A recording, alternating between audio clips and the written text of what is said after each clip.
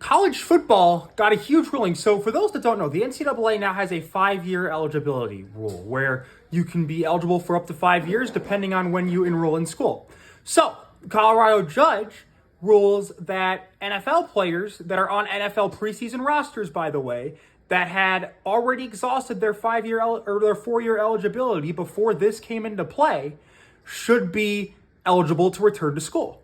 This is ridiculous. Now, I understand where some people might say, well, they haven't used up all their 5 years yet. What if they don't make a roster? This is a chance for them to build up their stock.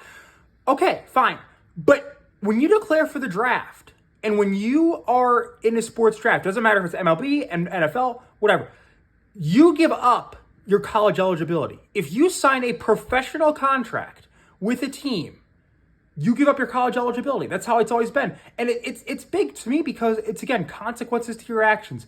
That's something you need to think about before you go off to the NFL. Do I want to stay in college for another year and improve my stock, or do I think I have what it takes? If you think you have what it takes, you don't have any more college eligibility left. That's it. That's how it should be. Now, we might see colleges like Michigan or Ohio State or Alabama add these players that are being cut. 37 players from each team are cut, right? So that's 1,184. Not all of them have used up their college eligibility. So you might see players from training camps on college rosters. That means that a freshman that has worked all winter, all spring, all summer, now all of fall camp might be cut for those players. It's absolutely ridiculous, and there's plenty of blame to go around here. Look, the court that's ruled this obviously deserves blame. I mean, you're the ones that are really screwing over the NCAA. You're the ones messing up the college students. But the NCAA also has to take some blame for this. Why didn't you vote on this eligibility stuff in December or January when this school year was still going? So now that players could make decisions before the school year ended and we wouldn't be having this discussion?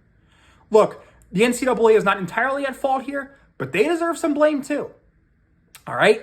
Look, and I don't like people that are saying, oh, this proves that amateurism is dead. Amateurism's been dead in college sports. Before NIL, amateurism was dead when Oklahoma won the NCAA versus Oklahoma case.